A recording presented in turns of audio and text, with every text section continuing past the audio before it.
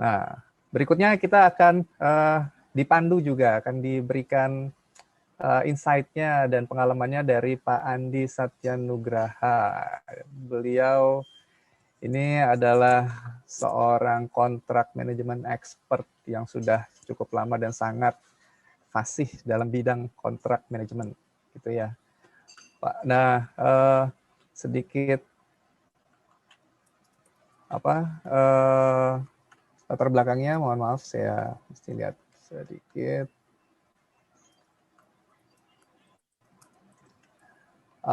Pak Andi ini juga sudah 16 tahun ya berada di bidang kontrak manajemen, udah di oil and gas, di proyek listrik, jalan, pabrik, telekomunikasi dan macam-macam. Jadi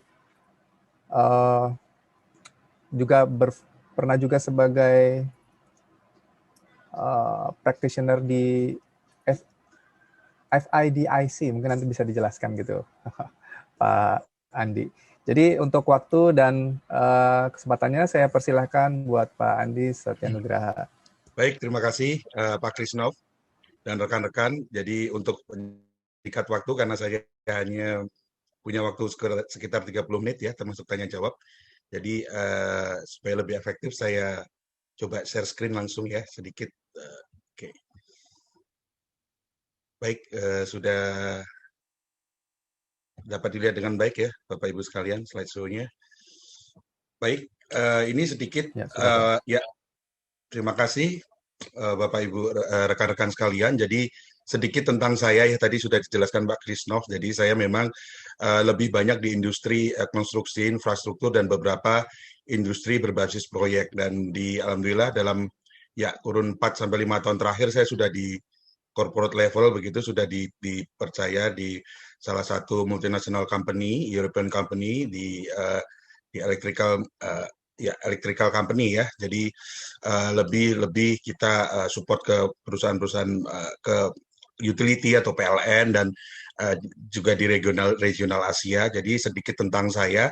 Jadi slide saya tidak banyak Bapak Ibu, dan saya berharap nanti kita lebih bisa interaktif ya, dan lebih banyak. Saya juga mungkin nanti juga bisa belajar dari Bapak Ibu semua, dan utamanya agenda atau topik borderline dari kita, diskusi kita hari ini adalah tentang bisnis transformasi karena adanya pandemi ini. Jadi saya berharap nanti ada interaktif, dan mungkin waktunya cukup ya nanti untuk kita membahas tentang kontrak. Jadi saya cuma hanya punya 4 slide Bapak Ibu, supaya 4 slide ini bersifat skematikal ya. Jadi saya coba jelaskan sedikit begitu. Jadi kenapa kontrak begitu ya? Kontrak as strategic tools, apa itu kontrak? Kontrak itu perikatan. Bapak Ibu sudah tahu kalau Bapak Ibu melakukan hubungan bisnis ya di industri apapun begitu, sudah pasti harus ada kontrak sebagai underlying dokumennya ya, sebagai landasan hukumnya. Supaya Bapak Ibu berproses atau melakukan hubungan bisnis dengan mencapai tujuan yang dimaksud, demikian. Nah, hanya saja ketika Bapak Ibu sudah menandatangani kontrak, itu ada beberapa konsekuensi ya yang harus dipahami, dan sayangnya juga terutama dipicu karena adanya pandemi ini, juga ada beberapa kontrak begitu secara performance ya, secara pengendaliannya atau secara delivery-nya itu menjadi tidak tercapai ya, karena hambatan-hambatan yang nanti mungkin sedikit akan saya singgung. Jadi yang terkandung di dalam kontrak begitu kita tanda tangan itu, di sana ada right obligation, ada hak kewajiban, ada lingkup kerja ya, skopnya apa yang akan objek kontraknya, seperti apa yang akan kita kerjakan. Nah, transfer of risk tadi sudah sedikit disinggung oleh Pak Atas Yuda. Itu sekarang menjadi topik yang menarik ya di kontrak manajemen gitu ya, tentang resiko, transfer resiko, karena pengelolaan resiko itu ya untuk beberapa industri ya, sedikit saya singgung untuk beberapa industri seperti industri yang mempunyai capital expenditure yang besar atau luar biasa besar ya, seperti industri konstruksi atau infrastruktur, itu resikonya sangat besar Bapak Ibu. Jadi kontrak ini benar-benar sebagai tools yang sangat-sangat kritikal begitu ya, untuk bagaimana kita mengidentifikasi resiko dan kemudian berusaha untuk mentransfer resiko tersebut dengan kompensasi berupa biaya gitu ya. biaya kontrak yang ke counterpart kita, ke lawan berkontrak kita. Berikut juga ada konsekuensi tentang default ataupun one prestasi ya. Jadi ketika kita bicara kontrak, kita bicara hak, kita bicara kewajiban, ada obligation yang harus di deliver itu kalau kewajibannya tidak tercapai sudah pasti di di undang-undang kita ya. Mungkin nanti Pak Wilopo bisa jelaskan lebih lanjut tentang one prestasi atau ketidak tercapaiannya suatu kewajiban atau obligasi atau liability ya, kewajiban ya. Jadi itu nanti yang banyak akan kita bahas. Kemudian dispute settlement. Kebetulan nanti di sesi kedua ya setelah break ya nanti ada dari Pak Wilopo Partner nanti akan secara lebih dalam begitu akan menerangkan tentang bagaimana berperkara ataupun dispute di dalam masa pandemi ini. Nanti cuman hanya saya singgung sedikit. Jadi kurang lebih seperti ini. Nah, memang yang perlu juga kita ketahui bahwasanya mungkin tergantung dari industrinya ya. Jadi mungkin ada yang industri yang kontraknya itu hanya seperti kontrak jual beli ya. Tadi sudah disinggung juga oleh Pak Atas Yuda, tapi ada juga kontrak yang memang benar-benar secara magnitude-nya, secara resikonya atau secara nilainya itu sangat besar sekali dan risikonya cukup mungkin resiko dalam pelaksanaan satu kontrak itu bahkan bisa membuat satu company itu menjadi default atau menjadi bangkrut gitu ya. Jadi tergantung dari industrinya. Tapi kebetulan industri yang saya tekuni ini sampai kurang lebih hampir 17 tahun itu memang saya juga sering mengalami beberapa kreditor ya, dalam hal ini penyedia jasa atau kontraktor yang bangkrut atau bankrupt ya, insolvensi gara-gara melaksanakan salah satu kontraknya saja karena nilainya luar biasa besar. Jadi bagaimanapun juga tetap kontrak itu apapun industrinya tetap menjadi suatu urat nadi ya, jadi menjadi underlying yang sangat penting sekali dalam rangka kita berbisnis. Nah, masuk kita ke topik topik besar yang kita bahas ya pada kali ini. Jadi COVID-19-nya atau pandemi yang kita alami bersama itu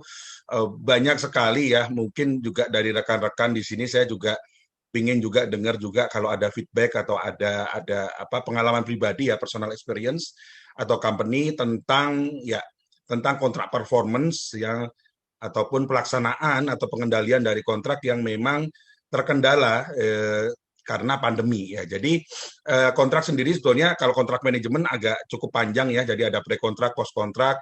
Tadi sedikit disinggung Pak Atas juga. Jadi kontrak performance atau pengendalian kontrak ini lebih ketika kontrak sudah ditanda tangan ya Bapak Ibu ya. Jadi terminologi kontrak performance ataupun pengendalian kontrak mungkin kalau di government kontrak ya atau di kontrak pemerintah. Jadi ketika tadi Pak Atas juga sudah dengan timnya sudah melakukan procurement yang agile dan sebagainya untuk mendapatkan suatu supplier atau vendor. Nah, setelah itu kan memang diikat perikatannya menggunakan kontrak ya. Kontrak ataupun PO ataupun apapun namanya ya yang bersifat mengikat dua belah pihak seperti tadi yang saya sampaikan. Nah, disitulah mulai ada fase kontrak performance atau pengendalian ataupun pelaksanaan dari kontraknya sendiri setelah terpilih tadi ya, misalnya dari kita memilih supplier dan kita place order, kita issue PO ke mereka, kita issue subcontract agreement ataupun main kontrak ke mereka, itulah masa fase dari kontrak performance berjalan. Nah, apa yang terjadi dan saya cukup beberapa kali diminta di beberapa forum untuk menyinggung tentang performance dari kontrak ya dengan adanya COVID ya. Jadi ya sebelum ke sana mungkin kurang lebih dari industri yang saya tekuni ini adalah salah satu industri pengecualian dari pemerintah Republik Indonesia yang diperkenankan untuk terus berjalan ya. Kemarin juga di dari masa awal pandemi dari pertengahan Maret itu salah satu industri yang diperkenankan untuk berjalan dengan prosedur kesehatan yang ketat adalah industri konstruksi ataupun infrastruktur itu memang mendapatkan green light ataupun pengecualian exception dari pemerintah untuk terus ya. Jadi ada beberapa proyek-proyek besar strategis nasional, pembangkit listrik, jalan tol itu selama pandemi jalan terus gitu ya, go ahead gitu ya.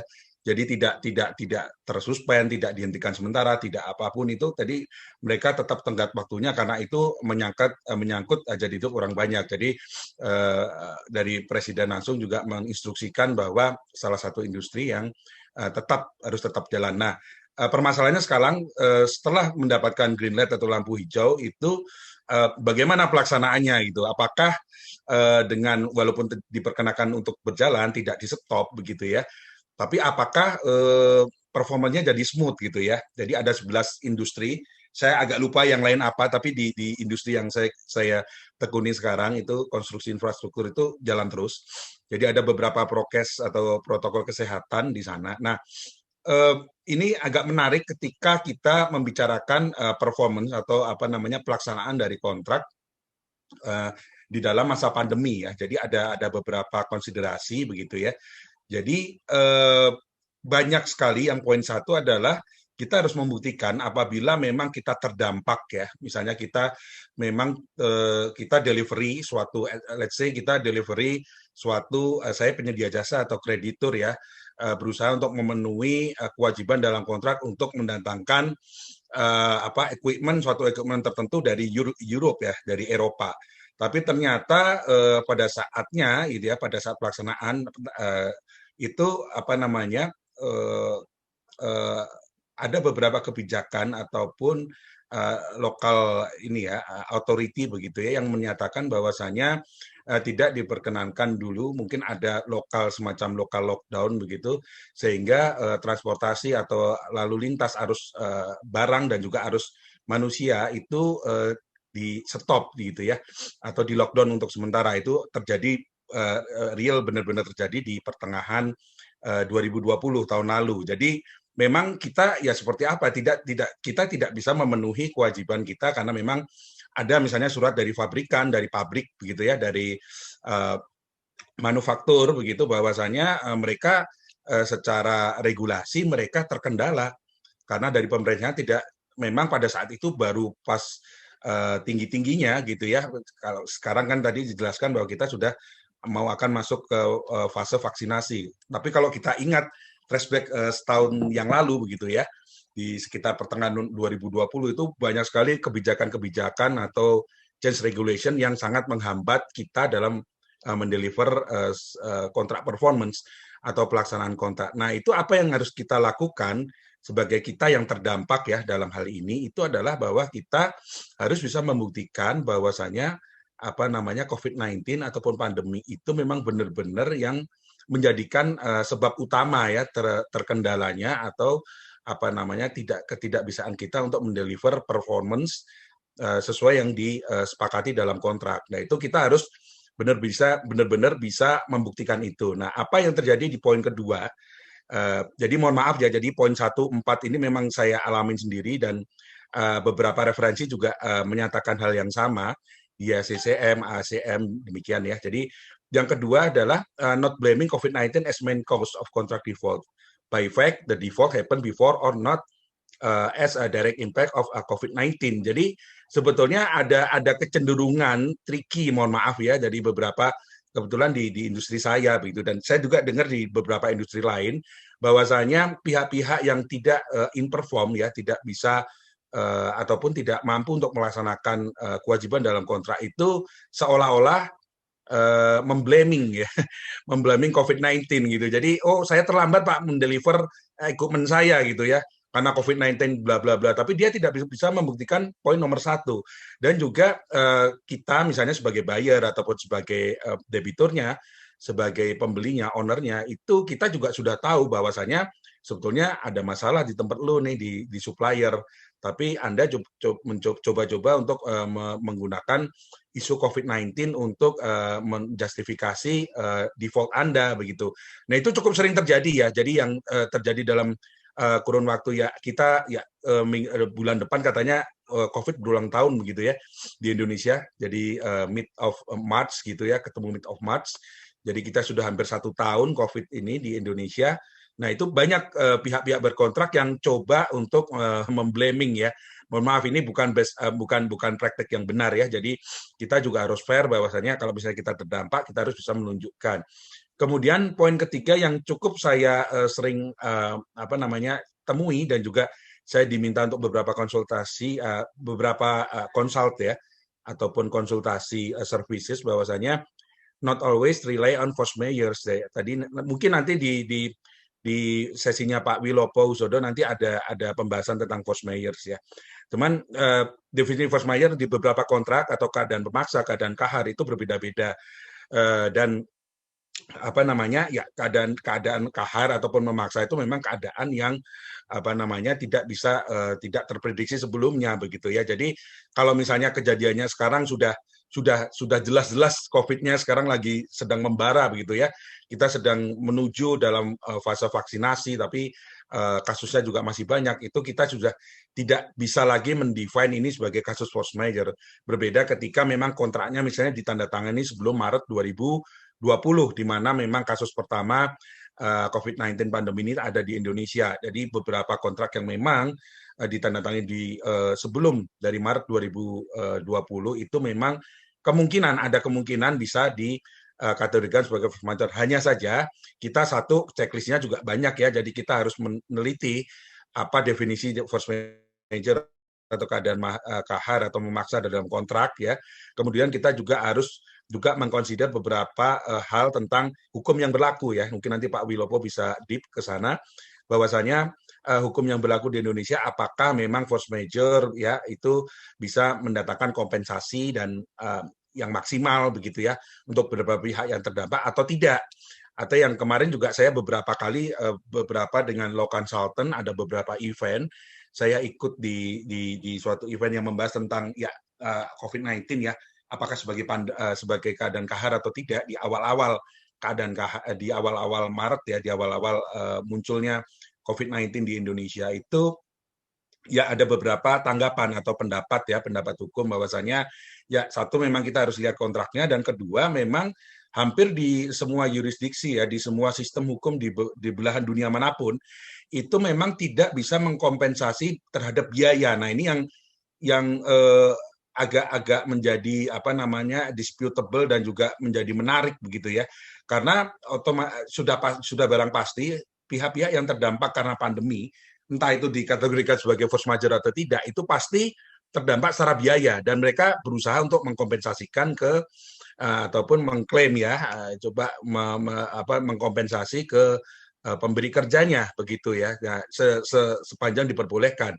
Nah, itu yang menjadi problema tersendiri karena memang secara hukum di Indonesia itu memang tidak diperkenankan untuk, kalau misalnya pun memang jatuhnya memang keadaan kahar, itu pun tidak diperkenankan untuk adanya kompensasi terhadap biaya, hanya kompensasi terhadap waktu. Sehingga di poin 3 ini memang saya sendiri sih tidak merekomendasikan ya untuk misalnya kita terlalu ngotot apakah ini keadaan kahar atau tidak, itu terlalu wasting energi kita dan time kita begitu ya. Jadi saya menyarankan bahwa kontrak coba di exercise, di-assess secara full begitu ya, apakah memang ada pasal-pasal lain, misalnya tadi yang saya sampaikan ada kebijakan perubahan perundang-undangan atau perubahan peraturan itu karena kebetulan saya sekarang megang di regional Asia begitu ya, itu yang menjadi pasal ampuh buat saya ya, entry point bahwasanya memang saya datengin material dari equipment-nya dari factory Malaysia sempat di lockdown waktu itu, ada keterangannya, ada deklarasinya dari pemerintah setempat, dan memang tidak diperkenankan untuk adanya lalu lintas transportasi logistik ya baik material maupun orang begitu ya, baik equipment maupun manpower. Jadi memang kita terdampak. Nah, saya lebih cenderung ya tergantung kontraknya sekali lagi ya, karena kontrak itu yang mengikat ya, yang mengikat dua belah pihak. Jadi kita coba exercise dan kita tidak rely on force measures begitu. Kemudian yang keempat, contractual parties trying to reach the solution amicably. Dan nah ini yang menarik ya, karena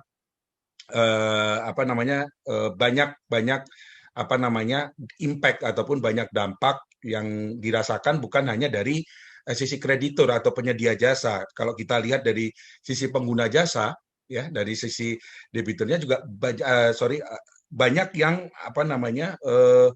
menjadi ini ya tidak bisa melaksanakan kewajibannya. Jadi dalam hal misalnya untuk pembayaran segala macam mereka secara cash flow perusahaan ya dan tadi disinggung di government begitu ya ada beberapa budgetary yang memang dialihkan misalnya untuk ke COVID.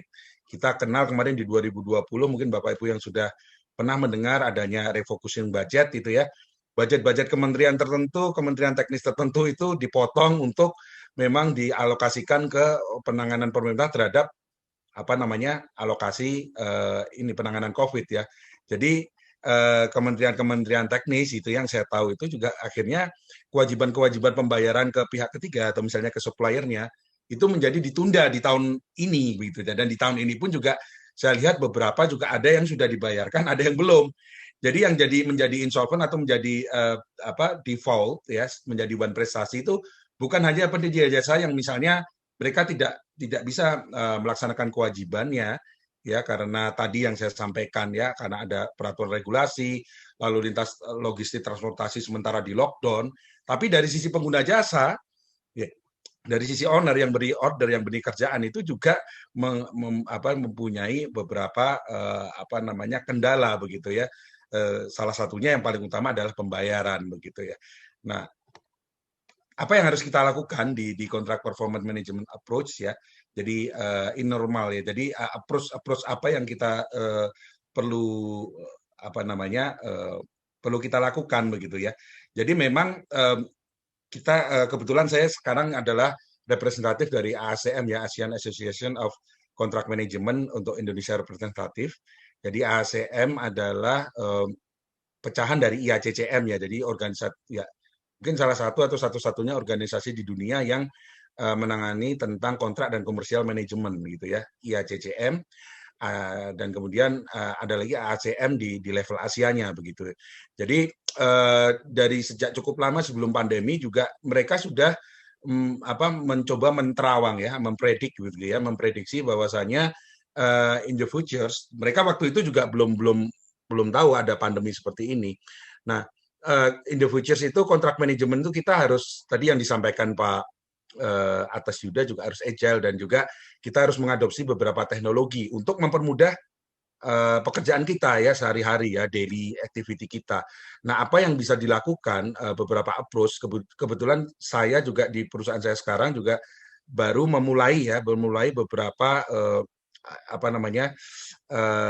approach AI ya artificial intelligence mungkin nanti di IT nanti di sesi kedua bisa lebih deep, bisa lebih dalam.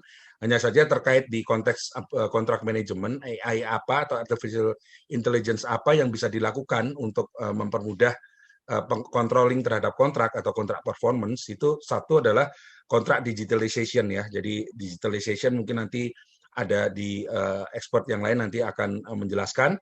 Tapi kaitannya dengan kontrak, itu kontrak-kontrak yang mungkin Bapak Ibu bisa, ya mungkin kalau kontrak sederhana, pembelian barang atau kontrak jual beli barang mungkin cukup sederhana ya, hanya selembar PO dan kemudian ada beberapa lampiran. Tapi kalau untuk beberapa industri tertentu, kontrak bisa sampai 8 banteks Bapak Ibu ya. Jadi bisa kebayang bagaimana kita mengadministrasi kontraknya itu sendiri. Nah itu salah satunya di beberapa perusahaan yang sudah besar, cukup maju gitu, beberapa company sudah melakukan pendekatan tentang adanya dokumen control management atau untuk yang berbasis project ada project document control management PDC. PDC adalah memang beberapa kontrak dan beberapa dokumen terkait itu memang dikelola dalam satu sistem ya folder ya. Nah, ini mungkin nanti agak berbeda dengan kontrak manajemen software. Jadi di sini adalah menjadi library. Jadi sistem library-nya sendiri sudah ada di sana PDC. Kemudian elektronik koresponden dalam masa new normal ini mau nggak mau kita berkorespondisinya juga melalui email, hanya saja masih banyak ya perdebatan apakah email itu secara legalize bisa dianggap sebagai satu korespondensi yang legalize atau tidak begitu ya. Nah itu juga menjadi satu catatan. Kemudian AI di data manajemennya sendiri. Nah ini untuk beberapa kontrak yang objeknya cukup kompleks ya, seperti kontrak konstruksi atau infrastruktur itu kontraknya sendiri 8 banteks, terus perubahannya udah sampai berapa, pasti banyak sekali begitu ya. Bagaimana kita bisa mengadministrasi itu hanya untuk satu proyek saja. ya, katakanlah misalnya ada proyek suatu pembangkit, bagaimana kalau misalnya proyeknya banyak begitu ya, itu memang harus ada suatu data manajemen di sana ya. Jadi salah satunya setelah kontrak di scan juga ada beberapa apa namanya kontrak manajemen dan juga data manajemen services ya yang bisa apa namanya mengcreate suatu library dan kemudian menganalisis data. Bahkan saya juga lihat dari beberapa vendor semacam BT ya, British Telecommunication dan beberapa vendor lainnya itu sudah menawarkan beberapa solution atau services tentang misalnya bagaimana nanti kontrak diupload dia bisa baca sendiri tuh Bapak Ibu pasalnya berapa gitu ya. Jadi ketika misalnya ada satu case, ada satu kasus transaksi, mereka sudah bisa mendefinisi ya melalui apa namanya linguistik apa gitu ya, saya kurang paham ya. Jadi ada mereka bisa mendefine mana misalnya pasal yang relevan terhadap case itu gitu sampai sedemikian detail begitu ya. Jadi ini salah satu apa namanya fungsi dari AI di bidang kontrak manajemen. Kemudian yang lebih detail kalau kita mau investasi further ya lebih jauh dan lebih ya pasti ada cost tersendiri itu kita bisa membeli kontrak manajemen softwarenya. Jadi ketika di situ kita sebagai ya kontrak managers kalau untuk di beberapa industri yang apa namanya tertentu yang spesifik yang memang sekali lagi kontraknya itu magnitudenya sangat besar, resikonya sangat besar itu memang ada beberapa profesional seperti kontrak managers yang memang agak berbeda fungsinya dengan fungsi legal counsel yang lebih ke corporate. Jadi fungsi kontrak manajemen kontrak manager itu lebih ke day to day basis operation ya. Nah, itu akan sangat hektik ya. Jadi banyak sekali itu yang dilakukan begitu ya, korespondensi dan segala macam. Nah, itu dengan kontrak manajemen software akan sangat membantu begitu ya untuk manage obligation. Jadi di situ sudah ada semacam apa namanya lampu merah, lampu kuning, lampu hijau. Ini tanggal sekian Anda harus deliver obligation Anda sekian sekian sekian dan juga di situ juga bisa menganalisis ya manage risiko ya, risiko jadwal ya, risiko biaya juga ya, ataupun bahkan risiko mutu ya. Jadi memang dengan input beberapa input yang dimasukkan dalam kontrak manajemen software itu bisa apa namanya ada displaynya ya. Jadi kita bisa semacam ada alertnya, ada remindernya begitu, sehingga memudahkan kita untuk memanage ya kewajibannya. Termasuk, nah ini contohnya adalah SAP Ariba untuk yang apa namanya yang mungkin lebih ke manufaktur dan juga lebih ke apa namanya operational begitu ya. Dan juga ada Primavera Contract Management untuk project basis itu sangat baik dan mereka ngeling ke jadwal pelaksanaan pekerjaan, kemudian ke biaya budget itu mereka langsung displaynya langsung muncul begitu ya. Nah, kemudian ada juga online dispute resolution process. Jadi saya juga pernah sempat diminta seperti hanya Pak Atas Yuda menjadi expert witness ya Pak sebagai saksi ahli itu sudah menggunakan hearing ya proses di Bani juga sudah menggunakan apa namanya online ya. Jadi karena memang keterbatasan dan memang ada beberapa aturan tidak membolehkan sidang secara offline secara tatap muka itu ada online. Mungkin nanti Pak Wilopo Husodo dari Husodo Partners akan apa namanya akan membahas dalam tentang ini.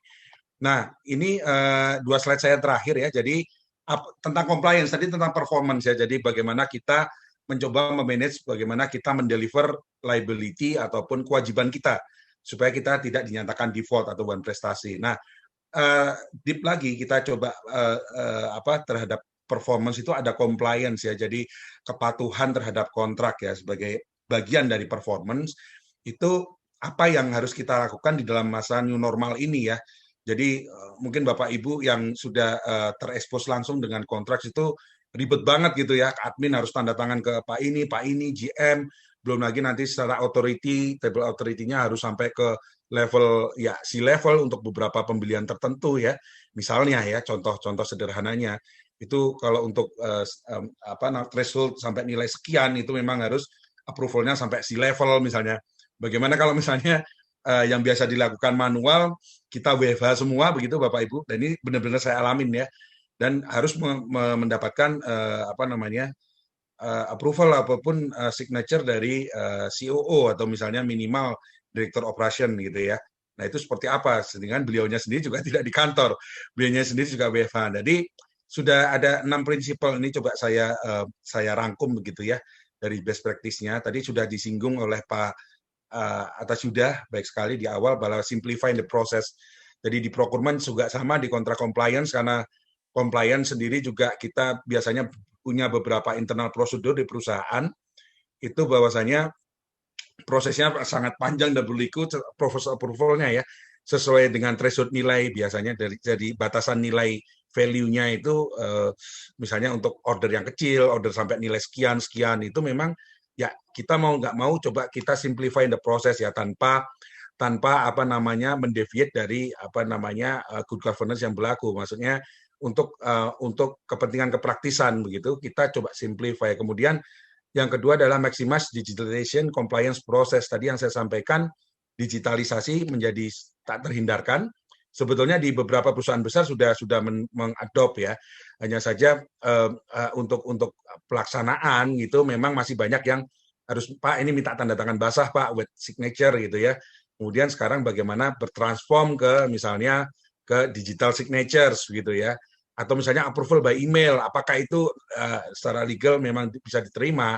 Nah, itu beberapa internal proses yang memang harus disesuaikan.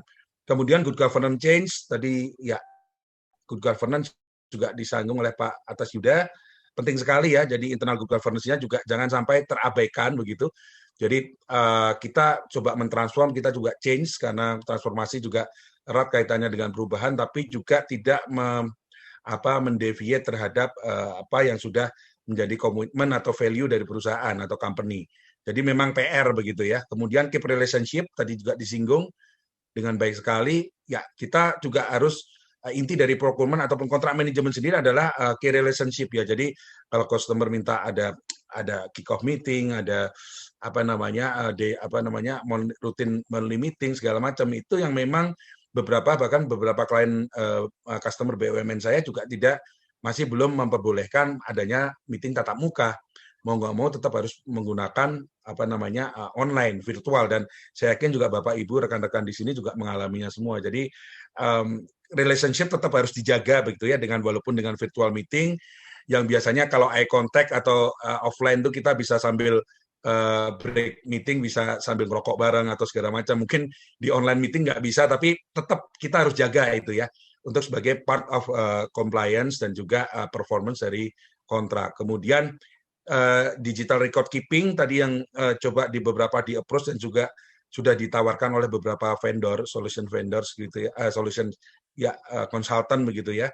Beberapa software sudah ada begitu untuk mempermudah kita mengadministrasi kontrak, dan juga yang paling PR sebetulnya adalah make cultural change yang saya sendiri juga biasanya admin saya begitu ya di kantor tempat saya bekerja sekarang juga harus approval Pak kesini dulu Pak, Bapak ini sekarang lagi WFA Pak, tanda tangan basahnya agak susah Pak, bagaimana Pak segala macam, atau mungkin Pak saya harus datangin ke rumahnya atau bagaimana. Bahkan saya juga beberapa kali juga admin dan driver dari perusahaan saya datang ke rumah saya ke Bogor untuk hanya tanda tangan. Itu di awal-awal pandemi dan terjadi. Jadi itu benar-benar kalau untuk next-nya juga tidak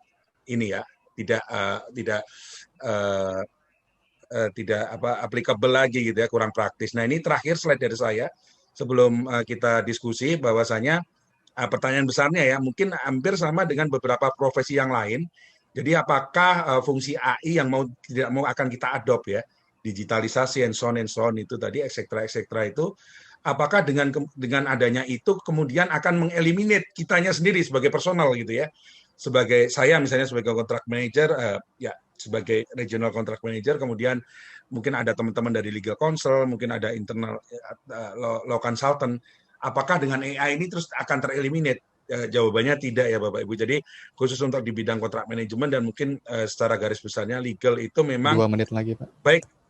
Baik. Jadi memang tidak bisa tergantikan. Jadi bahkan instead of eliminate itu AI akan membantu kita. Jadi kita lebih fokus ke dalam strategic function dan untuk managing critical contractual risk. Jadi kita bisa melaksanakan hal-hal yang lebih strategik, dan kemudian kita secara operasional untuk memanage data dan kontrak itu akan terbantu oleh AI.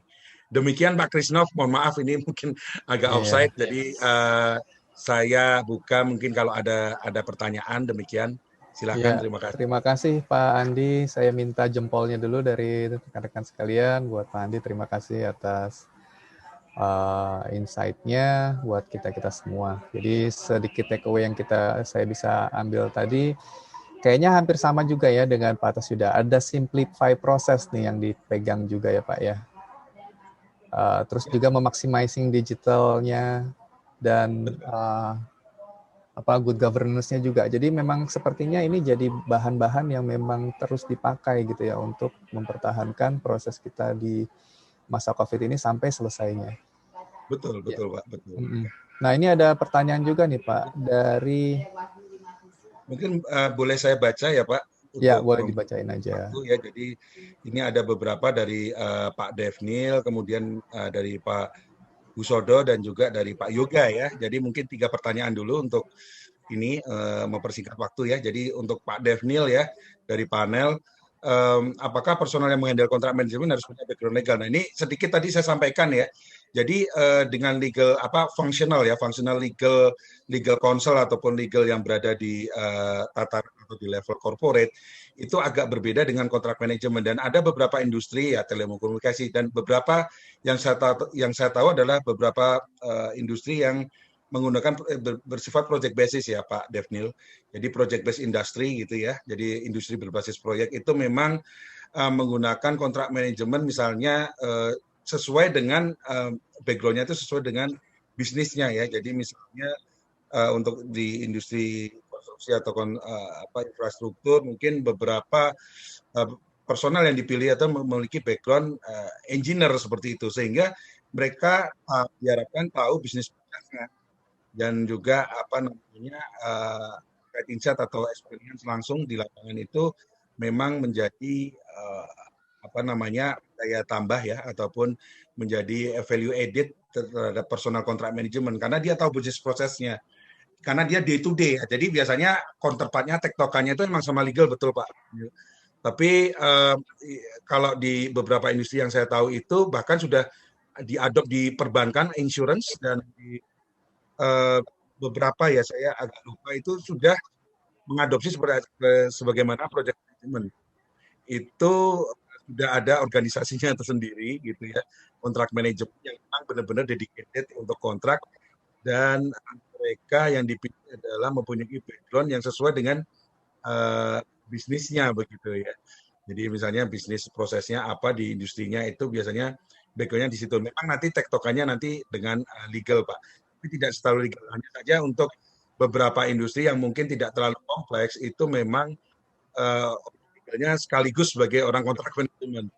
Jadi rangkap fungsi gitu. Jadi ya memang kembali lagi disesuaikan sama industrinya ya Pak Devnil. Kemudian ya, ini nggak apa-apa Pak, kita masih punya 10 menit lagi, jadi mungkin Pak Wilopo bisa bertanya langsung dan Pak Yoga juga bisa bertanya langsung. Boleh, silakan Pak Wilopo ya. Atau saya baca. Audionya Pak Wilopo, suaranya. Di-unmute dulu, Pak. Pak Wilopo di-unmute dulu, Pak. Oke. Ya, Pak Yoga. Pak Yoga. Pak Andi. Pak Andi. Ya. Baik, Pak. Kebetulan baca chatnya Pak Yoga di sini. Ini tadi kan dibahas dari Pak Andi mengenai software kontrak manajemen tuh, Pak. Nah, betul. Itu saya tertarik tuh. Apa itu software seperti itu bisa sampai levelnya itu review satu kontrak gitu, Pak? Menarik sekali, Pak. Iya Pak Wilopo, ya mohon maaf ke mute ya. Jadi mohon izin saya jawab Pak.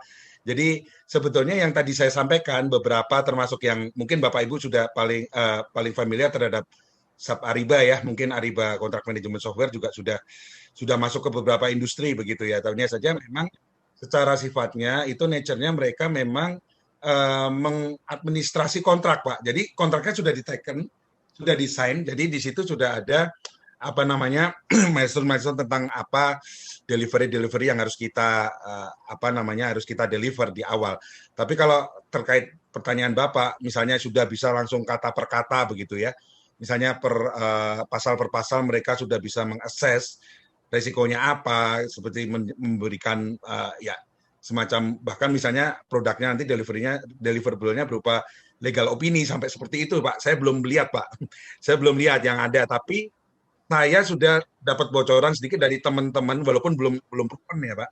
Belum secara digunakan secara practicable-nya belum digunakan. Itu ada juga yang sudah mencoba ke sana. Hanya saja juga saya juga tadi yang di slide terakhir saya, secanggih apapun AI-nya itu untuk beberapa hal, terutama untuk misalnya contracting strategy ya Pak.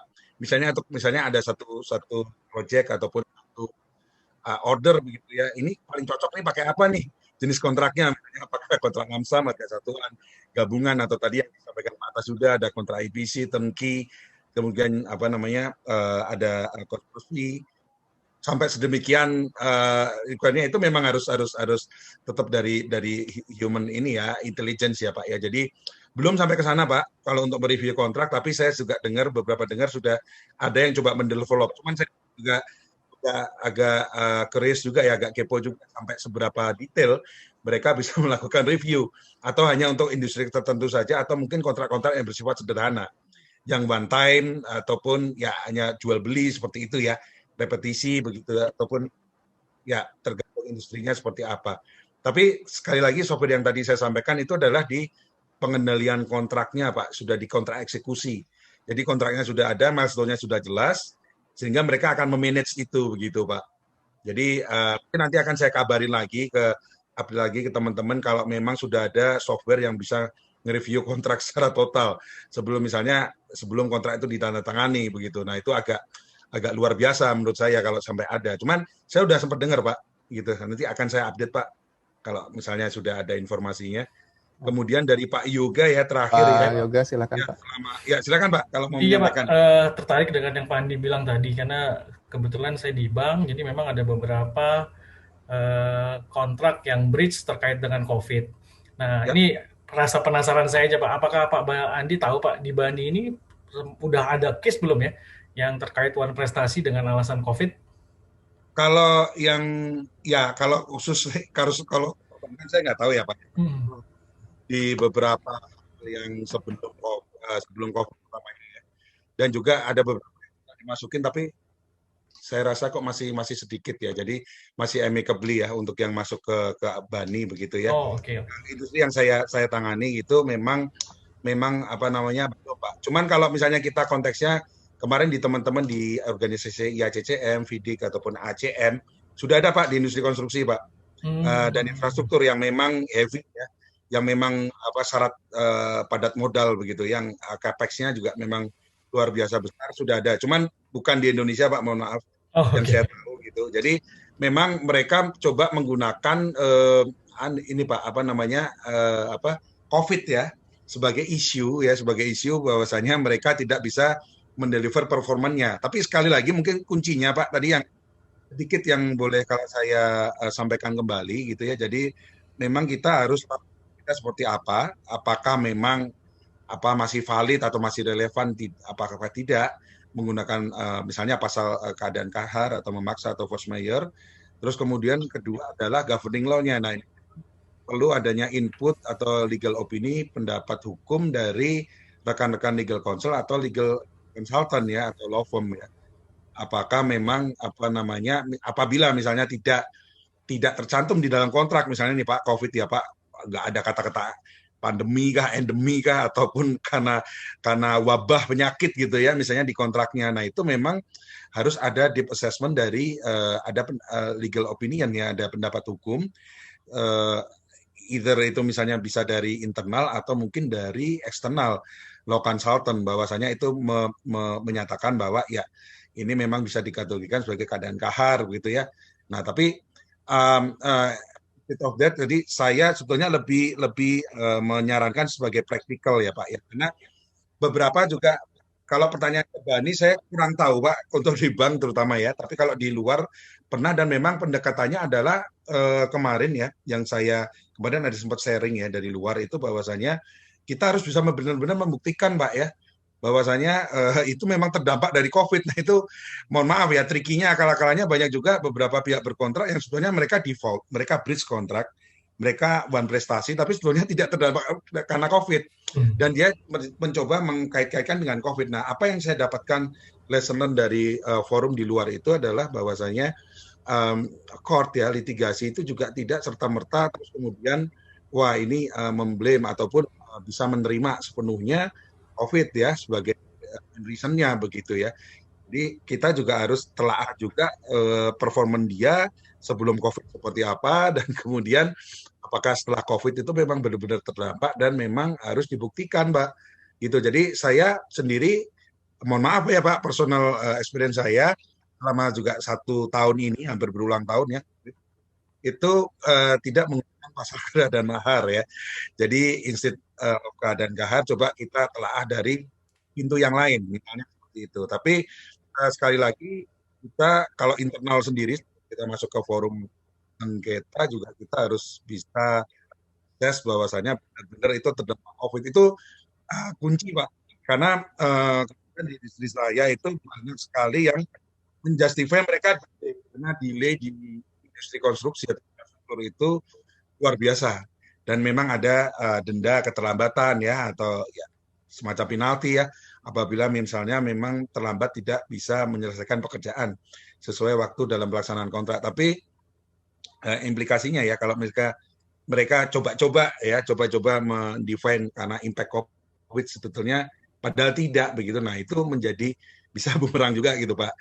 Bisa jadi nanti rekompensi mungkin nanti Pak Wilopo nanti di sesi kedua bisa dari Law Partners bisa ini jadi bisa menggugat balik nanti makan sedemikian Pak. Jadi saran saya Pak mungkin belum ada Pak ya. Jadi mungkin nanti juga ada mungkin ya. Saya tidak tahu ya. Tapi kalau memang misalnya tadi kaitannya ke case Bapak apa namanya pihak forum penyelesaian sengketa di dalam kontrak Bapak ya dalam industri perbankan memang menyatakan bani ya apabila amicable settlement tidak tercapai memang secara tidak bisa dimusyawarahkan secara mufakat. Nah itu ya sebelum berperkara di bani juga dilakukan internal assessment dulu Pak gitu Pak. Jadi apakah memang benar-benar layak untuk diperkarakan di sana atau mungkin masih ada chance untuk bisa didiskusikan Pak gitu Pak. Makasih ya, Pak. Iya Pak. Ya Pak Krisnov mungkin. Iya, terima kasih Pak, menarik sekali Pak Andi. Sebenarnya banyak sekali pertanyaan yang bisa muncul di sini, tapi waktunya sudah cukup ya.